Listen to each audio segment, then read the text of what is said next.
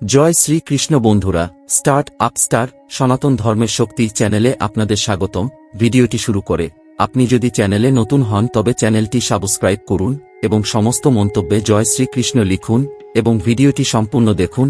তারপর শুরু করা যাক। বন্ধুরা, শ্রীমদ্ভগবদ্গীতা হিন্দুদের একটি পবিত্র ধর্মগ্রন্থ। মহাভারতের বিশাল কুরুক্ষেত্রের যুদ্ধে শ্রীকৃষ্ণ নিজের মিত্র অর্জুনকে যে জ্ঞান দিয়েছিলেন তাই শ্রীমদ্ভগবদ্গীতা জ্ঞান। সেই সময় ভগবান কৃষ্ণ জীবনের রহস্য নিজের কথার মাধ্যমে অর্জুনকে বুঝিয়েছিলেন। বন্ধুরা, সেই কথাগুলি আজও প্রত্যেকটি মানুষের জীবনে ততটাই মহত্বপূর্ণ ও সঠিক দিশা দেখায় যতটা মহাভারতকালে অর্জুনের জন্য ছিল। বন্ধুরা, আপনি যদি কখনো কোনো সময় নিজের জীবনে সমস্যার সম্মুখীন হন তাহলে আপনার সেই সমস্যার সমাধান ভগবদ্গীতাতে অবশ্যই পাওয়া যাবে। তো চলুন বন্ধুরা, জেনে নেওয়া যাক সেই 9টি গুরুত্বপূর্ণ কথা সম্পর্কে। প্রথমত, যা হয়েছে তা ভালোর জন্য হয়েছে। যা এখন হচ্ছে তাও ভালোর জন্যই হচ্ছে, আর যা ভবিষ্যতে হবে তাও ভালোই হবে। বন্ধুরা, আপনি যে বিষয়েই মন খারাপ করে থাকুন না কেন তা ভুলে যান। বর্তমানে যদি কিছু আপনাকে খুবই দুঃখ দিয়ে যাচ্ছে তাহলে তার পেছনে নিশ্চিত কোনো ভালো কারণই থাকবে। এটা একটি এমন চক্র যা আপনাকে স্বীকার করতেই হবে। এই জন্য গতকালের ও ভবিষ্যতের কথা ভেবে কষ্ট পাওয়া বন্ধ করুন। আপনার কাছে এখন বর্তমান সময় রয়েছে, এই বর্তমান জীবনকে খুশিতে আনন্দের সঙ্গে কাটান। দ্বিতীয়ত, পরিবর্তনই হল এই সংসারের নিয়ম। একটি ক্ষণে আপনি রাজা হয়ে থাকতে পারেন, আবার তার পরক্ষণে আপনি ফকিরও হয়ে যেতে পারেন। এই পৃথিবী স্থির নয়, এটি সব সময় ঘুরতে থাকে। দিন শেষ হওয়ার পর রাত আসে, আবার অনেক গরমে কষ্টের মধ্যে থাকার পরেও এক সুখময় ঠান্ডা আবহাওয়াও আসে। অর্থাৎ সবকিছু মিলিয়ে মিশিয়ে এই সংসার। এখানে ভালো এবং খারাপ সবকিছুই রয়েছে। এই কথাগুলি এই বিষয়টির প্রমাণ দেয় যে পরিবর্তনই হল এই সংসারের নিয়ম। এই জন্য সেই কারণগুলি ভেবে কখনোই দুঃখিত হতে নেই যেগুলি আপনার জীবনে নিশ্চিত নয়, বরং সেই পরিবর্তনটিকে স্বীকার করে নেওয়া আপনাকে সকল কঠিন পরিস্থিতিতে খুশি থাকার শক্তি দেয়। তৃতীয়ত বন্ধুরা, যে কথাটি তা হল ধ্যান। এই ধ্যানের ফলে মন একটি প্রদীপের শিখার মতো অটুট হয়ে ওঠে। বন্ধুরা, আমাদের প্রধান সমস্যা হল আমরা নিজেই নিজেকে জানি না। আমাদের মধ্যে বেশিরভাগ লোকই কখনো নিজেকে ভেতর থেকে বোঝার চেষ্টাই করে না। কখনো যে নিজের অন্তরাত্মার সঙ্গে নিজের সংযোগ সাধন করা, তা আমাদের মধ্যে বেশিরভাগ মানুষ কখনো প্রয়াসই করেনি। ধ্যান আমাদের ভেতরের অন্তরাত্মার সঙ্গে আমাদেরকে পরিচিত করায়।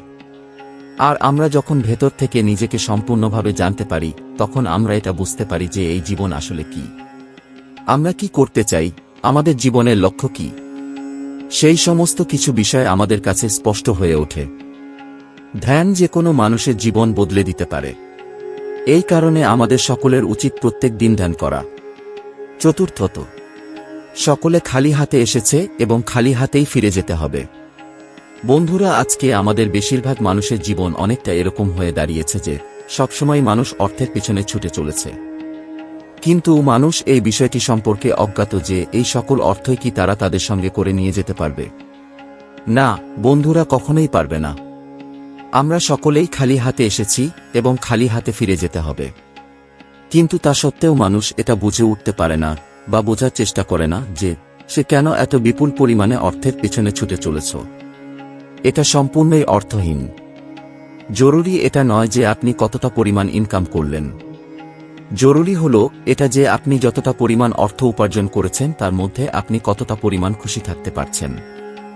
আমাদের প্রত্যেকেরই কর্তব্য আমাদের পুরো জীবনটাকে সুখময় করে রাখা, কিন্তু বর্তমানে এখনকার মানুষের চিন্তাধারা এমন এসে দাঁড়িয়েছে যে তার কাছে এখন যা আছে, যখন সে তার থেকে আরও অধিক মাত্রায় পৌঁছাবে তখনই সে খুশি হবে এরকম ভেবে থাকে।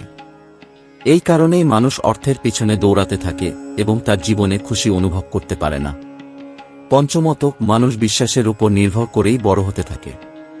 আপনি যেমনটা বিশ্বাস করবেন ঠিক সেরকমই হয়ে উঠবেন। বন্ধুরা, যা আপনি ভেবে থাকেন এবং যে বিষয়গুলির উপর আপনি বিশ্বাস করেন আপনার সঙ্গে সেরকমটাই হয়। যদি আপনি এটা বিশ্বাস করে চলেন যে আপনি একজন ঠান্ডা মাথার হাসিখুশি থাকা মানুষ, তাহলে আপনি ঠিক সেরকম ভাবেই হাসিখুশি থাকবেন। আর আপনি যদি নেগেটিভ বিষয়গুলিকে বিশ্বাস করতে থাকেন তাহলে ধীরে ধীরে আপনি দুঃখী হয়ে যেতে থাকবেন। যদি আপনি বিশ্বাস করেন যে আজকের দিনটি ভালো, তাহলে সত্যিই সেই দিনটি আপনার ভালো কাটবে। বন্ধুরা, এই জিনিসটি একবার নিজের জীবনে অবশ্যই প্রয়োগ করে দেখবেন। আপনি যেরকমটা হতে চান সেটা আগে নিজেকে নিজে বিশ্বাস করিয়ে নিন। ষষ্ঠত, কর্ম করো, ফলের আশা করো না। বন্ধুরা, শ্রীমদ্ভগবদ্গীতার এই পংক্তিটি আমাদের সকলের জন্য খুবই মহত্বপূর্ণ। আমরা সবসময় ভালো বাড়ি, গাড়ি এবং সুরক্ষিত ভবিষ্যতের জন্য কাজ করে থাকি, কিন্তু বর্তমানে বেশিরভাগ মানুষই জীবনকে একটি দৌড়ের প্রতিযোগিতা মনে করে এইভাবে দৌড়াচ্ছে যে সে যেন খুব দ্রুত তার লক্ষ্যে পৌঁছাতে পারে। সেই সমস্ত মানুষদের কাছে বিষয়টি এখানেই শেষ হয়ে যায় না। তারা যখন নিজেদের লক্ষ্য পূরণ করে নেয়, তখন তাদের লক্ষ্য আবার আরেকটি লক্ষ্য এসে দাঁড়ায়। এইভাবে একটার পর একটা লক্ষ্য আসার ফলে সেই মানুষ এটাই মনে মনে ভাবতে থাকে যে যখন সেই লক্ষ্য পূরণ হবে তখনই আমি খুশি হব, না হলে হব না। এইভাবেই তার জীবন কেটে যায় এবং সারা জীবন তার দুঃখেই কাটে। কখনো সে আনন্দিত হয়ে খুশি মনে থাকতে পারে না। তাই বন্ধুরা, এই বিষয়গুলি এড়িয়ে চলা আমাদের সকলেরই প্রয়োজন। নিজের লক্ষ্য বানানোর সাথে সাথে নিজের জীবনকে আনন্দময় করে তুলুন। বন্ধুরা, সবসময় মনে রাখবেন, জীবন একটি যাত্রা না, এটি একটি প্রতিযোগিতা। তার জন্য জীবনের এই সম্পূর্ণ যাত্রাটিকে সুখময় করে তুলুন। সপ্তমত, বন্ধুর সপ্তমত যে বিষয়টির কথা বলবো তা হল সন্দেহ। মনে সন্দেহ নিয়ে জীবন যাপন করলে কখনোই খুশি মেলে না, না সেটা এই মৃত্যুলোকে না তো পরলোকে। বন্ধুরা, সংশয় অর্থাৎ সন্দেহ আমাদের মস্তিষ্কে একটি অস্পষ্ট পর্দা এনে দেয়। সন্দেহ আমাদেরকে ভীতু ও অস্থির করে তোলে। সন্দেহের কারণে ব্যক্তি কখনো সাহস ভরপুর নির্ণয় নিতে পারে না। আর এই সন্দেহের কারণেই একটি মানুষ নিজের সঠিক কর্ম করার পরেও একজন অসফল ব্যক্তির মতো জীবনযাপন করতে থাকে। এই জন্য যত তাড়াতাড়ি সম্ভব নিজের জীবন থেকে সন্দেহকে বের করে বাইরে ফেলে দিন। মানুষ নিজের বিচারের মাধ্যমে অনেক বড় হতে পারে, আবার এই বিচারের মাধ্যমেই নিজেকে অনেক নিচে নামিয়ে দিতে পারে। কেননা সকল ব্যক্তি নিজের বন্ধু এবং শত্রু দুই হয়। অষ্টমত, বন্ধুরা, আপনার সবথেকে নিজের ও কাছের বন্ধু হল আপনি স্বয়ং নিজেই। তাই আপনার সকল সমস্যার সমাধান আপনিই সবথেকে ভালো ও সঠিকভাবে করতে পারবেন। যদি আপনি আপনার সমস্যার জন্য 1-0 জন বন্ধুর কাছে গিয়ে সমাধান চান, তাহলে আপনি সঠিক সমাধান পাবেন না, কিন্তু তাদের কাছে অন্যান্য সমাধান থাকবে, যা আপনি গ্রহণ করার পূর্বে নিজে অন্তত একবার হলেও ভেবে দেখবেন যে আপনার সঙ্গে কোন সমাধানটি সবথেকে ভালো যাচ্ছে, সেই অনুযায়ী আপনি সিদ্ধান্ত নেবেন। এই কারণেই নিজের উপর বিশ্বাস রাখবেন এবং সমস্যায় পড়লে সঠিক বিচার করে সিদ্ধান্ত গ্রহণ করবেন। নবমত, বন্ধুরা, সবশেষে যে কথাটি বলবো তা হল, আত্মা না তো কখনো জন্ম নেয়, না তো মৃত্যু হয়। শ্রীমদ্ভগবদ্গীতা অনুসারে সবসময় ভীতু হয়ে থাকলে আমরা আমাদের জীবনে কিছুই পাব না। ভয় এবং চিন্তা হল এমন একটি জিনিস যা আমাদের সুখের পথে বাধা হয়ে দাঁড়ায়। এই জন্য আমাদের পূর্ণরূপে নিজেদের মনকে এগুলিকে বের করা উচিত। কিন্তু বন্ধুরা, কিছু ক্ষেত্রে আমাদেরকে ভয় পেতেই হবে, যেমন কোনো খারাপ কাজ করা, অধর্ম করা, মিথ্যা কথা বলা প্রভৃতি খারাপ কর্ম করার ক্ষেত্রে আমাদের সর্বদা ভয় পাওয়া উচিত। বন্ধুরা, সবশেষে এটাই বলবো যে ভগবদ্গীতা হল একটি সম্পূর্ণ জ্ঞানের সাগর, যার ছিটে ফোঁটো যদি কোনো মানুষের উপর পড়ে সেই মানুষ বৃহৎ জ্ঞানী হয়ে ওঠে।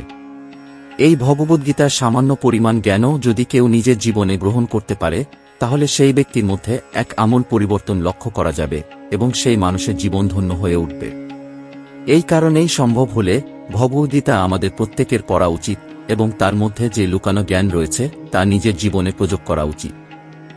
আমরা সকলেই জানি, আমাদের শাস্ত্রে উল্লেখ রয়েছে যুগ প্রধানত 4টে: সত্য, ত্রেতা, দ্বাপর এবং কলিযুগ। দ্বাপর যুগের শেষ ভাগে ভাদ্র মাসের কৃষ্ণপক্ষের অষ্টমী তিথিতে কংসের কারাগারে আবির্ভাব হন ভগবান কৃষ্ণ। তাহার এই পবিত্র তিথিকে জন্মাষ্টমী বলা হয়, একথা আমরা সকলেই জানি। মহাভারতের কুরুক্ষেত্রের সমাপ্তি এবং পাণ্ডবগণের প্রস্থানের পর শুরু হয় কলিযুগ। আমাদের শাস্ত্রীয় ধারণা অনুযায়ী এই কলিযুগের পর আবার শুরু হবে সত্যযুগ। এই কলিযুগ সম্পর্কে পাণ্ডবরা ভগবান শ্রীকৃষ্ণকে প্রশ্ন করেছিলেন যে কলিযুগের প্রকৃতি কেমন হবে, কবেই বা শুরু হবে এই কলিযুগ এবং কর হাতেই বা অন্ত হবে এই কলিযুগের। এই প্রশ্নের উত্তরের জন্য ভগবান শ্রীকৃষ্ণ 5 পাণ্ডবকে একটি বনে নিয়ে গিয়ে বললেন, এই জঙ্গলের 5টি দিকে তোমরা 5 জনা ভিন্ন ভিন্ন অভিমুখে যাত্রা শুরু করো এবং ভিন্ন ভিন্ন অভিমুখে যাত্রা করার পর প্রথম যে ঘটনাটি তোমরা লক্ষ্য করবে সেটি আমার কাছে এসে ব্যক্ত করো। যেমন কথা তেমনি কাজ। পরমেশ্বর ভগবান শ্রীকৃষ্ণের কথা অনুযায়ী পঞ্চপাণ্ডবরা জঙ্গলের 5টি অভিমুখে যাত্রা শুরু করে। সবার প্রথমে যুধিষ্ঠির ফিরে এলেন। তিনি শ্রীকৃষ্ণের কাছে একটি অদ্ভুত ঘটনার কথা ব্যক্ত করলেন। তিনি দেখতে পেলেন দুই সুর বিশিষ্ট একটি হাতি জলাশয়ে খেলা করছে। এই ঘটনাটি দেখার পর তিনি শ্রীকৃষ্ণের কাছে এসে সম্পূর্ণ ঘটনাটি ব্যক্ত করেন এবং অদ্ভুত দুই সুর হাতিটির প্রকৃতি সম্পর্কে জানতে চান শ্রীকৃষ্ণের কাছে। শ্রীকৃষ্ণ যখন বলেন যে কলিযুগে মানুষ হবে ঠিক এই রকম। কলিযুগের বেশিরভাগ মানুষ হবে মিথ্যেবাদী এবং স্বার্থপর। তারা মুখে এক কথা বললেও কর্মক্ষেত্রে সম্পূর্ণ ভিন্ন থাকবে। অর্থাৎ কথা, প্রতিশ্রুতি এবং কাজের মধ্যে কোনো মিল তাদের থাকবে না। তারপর ভীম ফিরে এসে তার অভিজ্ঞতা ভগবান শ্রীকৃষ্ণকে জানালেন। তিনি বললেন তিনি একটি গরুকে তার বাছুরকে চেটে চেটে আদর করতে দেখেছেন, কিন্তু এত মাত্রায় বাছুরটিকে চাচ্ছে, বাছুরটির গায়ের ছালও উঠে রক্তক্ষরণ হচ্ছে। এই প্রশ্নের উত্তরে শ্রীকৃষ্ণ বলেন কলিযুগে পিতামাতা তাদের সন্তানের প্রতি অন্ধ ভালোবাসা ও স্নেহ তাদের সন্তানের ক্ষতির কারণ হয়ে উঠবে। অন্যদিকে অর্জুন তিনি ফিরে এসে শ্রীকৃষ্ণকে বললেন একটি শকুনের যার বিশাল আকার ডানায় বেদ লিখিত আছে, কিন্তু শকুনটি নর মাংস ভক্ষণ করছে। অর্জুন পরমেশ্বর শ্রীকৃষ্ণ ভগবানের কাছে এর কারণ জানতে চান। তখন শ্রীকৃষ্ণ বলেন কলিযুগে ভণ্ড সাধকের পরিমাণ বৃদ্ধি পাবে। অর্থাৎ দেশে যে সব মানুষই জ্ঞানী হিসাবে স্বীকৃত হবে তাদের বেশিরভাগেরই মনোভাব থাকবে ওই শকুনের মতো। ওপরে ধর্ম সাধকে মোরা জ্ঞানী মানুষগুলি আত্মে নিজেরাই হবে ধর্মভ্রষ্ট। এরপর নকুল ফিরে এসে ভগবান শ্রীকৃষ্ণকে তার অভিজ্ঞতা জানালেন। তিনি শ্রীকৃষ্ণকে বললেন এক বিশাল আকার পাথরখণ্ড পাহাড় থেকে গড়িয়ে নিচে পড়ছে। কোন বৃক্ষ তাকে আটকাবার ক্ষমতা রাখছে না।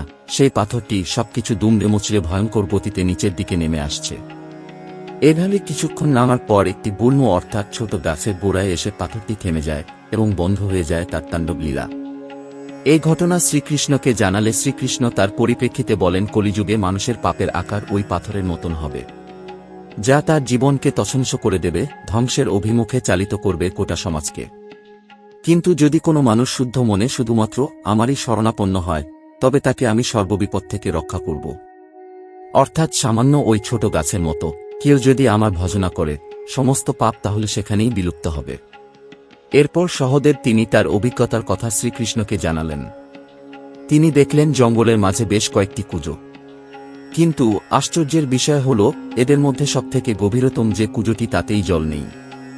শ্রীকৃষ্ণ এই কথাটি শুনে বললেন যে কলিযুগে সমাজের সবথেকে অর্থশালী ক্ষমতাশালী ব্যক্তিরাই সেই সমাজে সবচেয়ে বেশি শোষণ করবে। যারা নিজ তারা কাম ও বিনোদনের জন্য এবং সুরা তামাক প্রভৃতির জন্য প্রচুর অর্থ ব্যয় করবে এবং সমাজে পিছিয়ে পড়া মানুষদের জন্য থাকবে শুধুই অবহেলা। অতএব গরিবের শোষণই হবে কলিতে প্রবল। ধনীরা হারাবে তাদের বিচার বিবেচনা করার ন্যূনতম বুদ্ধি। বর্তমান যুগ সম্পর্কে শ্রীকৃষ্ণ যে ব্যাখ্যা করে গেছেন এবং তার প্রতিটি যুক্তির বিন্দুমাত্র পরিবর্তন হবে না, তাও সত্য। এভাবেই যে আমরা নিজেদের ধ্বংসকে নিজেরাই নিকট থেকে নিত্যম করে তুলেছি তা বুঝতে অসুবিধা হয় না। তার জ্বলন্ত দৃষ্টান্ত উদাহরণ আমরা আমাদের হাতের কাছেই দেখতে পাই। সুতরাং এই পাপের যুগ থেকে বাঁচার একমাত্র উপায় কৃষ্ণ ভজনা করা। একমাত্র কৃষ্ণ নামে পারে আমাদের সঠিক পথে পরিচালিত করতে। প্রত্যহ গীতা পাঠ করুন এবং তারই সঙ্গে কৃষ্ণ মন্ত্রে নিজেকে বিভোর করে রাখুন। অন্তত রোজ একটি বার হলেও কৃষ্ণ মন্ত্র জপ করুন। কলিযুগে ভগবান শ্রীকৃষ্ণ কখন আবির্ভাব হবে সে সব বিষয়ে আমাদের শাস্ত্রে উল্লেখ করা হয়েছে। কলিযুগের ভগবান শ্রীকৃষ্ণের অবতার হবে কল্কি অবতার। কলিযুগের অন্তে মুরাদাবাদ জেলার সম্বল গ্রামে সুমতি নামে ব্রাহ্মণ কন্যার গর্ভে ব্রাহ্মণের বাড়িতে কল্কি নামে ভগবান বিষ্ণুর দশম অবতারের আবির্ভাব ঘটবে। কল্কি হবে বিষ্ণু যথা সুমতির চতুর্থ সন্তান। শাস্ত্র অনুযায়ী কলি যুগের সময়কাল এখনও আসেনি, কিন্তু যুক্ত চক্রের সময়কাল নিয়ে জটিল হিসাব করলে দেখা যায় যে প্রতিটি যুগের সময়কাল 1-2 হাজার বছর। তাহলে একটি যুগ 3000 বছর স্থায়ী হয়। সেই হিসেব মানলে দেখা যায় 1-2006-76 খ্রিস্টপূর্বাব্দে শুরু হয়েছিল সত্যযুগ এবং সেই হিসেবের সাথে মহাভারতের সময়কাল মিলালে দেখা যায় কলিযুগের অন্তকাল শুরু হবে 2025 খ্রিস্টাব্দ থেকে। তবে সনাতন বিশ্বাস অনুযায়ী কলি যুগের সময়কাল হবে 4,03,2,000 বছর। ফলে সেই হিসেব অনুযায়ী কল্কি অবতারে জন্মগ্রহণ করতে এখনও অনেক দেরি। তবে কলিযুগে পাপের হাত থেকে বেঁচে পুণ্য লাভের একমাত্র উপায় হল হরিনাম ও পবিত্র গীতা পাঠ। আজ এখানেই শেষ করলাম। ভালো লাগলে নিজের আপনজনের সাথে শেয়ার করবেন। ভালো থাকবেন, সুস্থ থাকবেন। নমস্কার, ধন্যবাদ। ঈশ্বর আপনার মঙ্গল করুক।